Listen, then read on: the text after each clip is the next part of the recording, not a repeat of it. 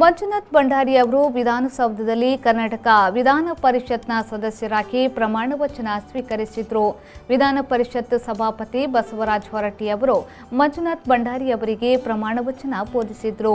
ಮುಖ್ಯಮಂತ್ರಿ ಬಸವರಾಜ ಬೊಮ್ಮಾಯಿ ಅವರ ಸಮ್ಮುಖದಲ್ಲಿ ಪ್ರಮಾಣ ವಚನ ಸ್ವೀಕಾರ ಸಮಾರಂಭ ನಡೆಯಿತು.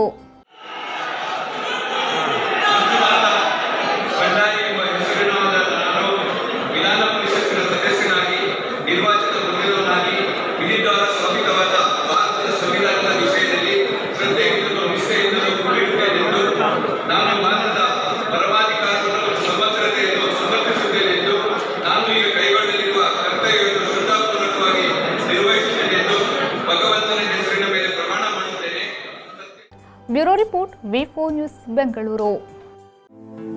The Ocean Pearl Inn. Welcome to hospitality. Another landmark from the Ocean Pearl Group. Ideally located and well-equipped hospitality destination in the heart of the Mangaluru city.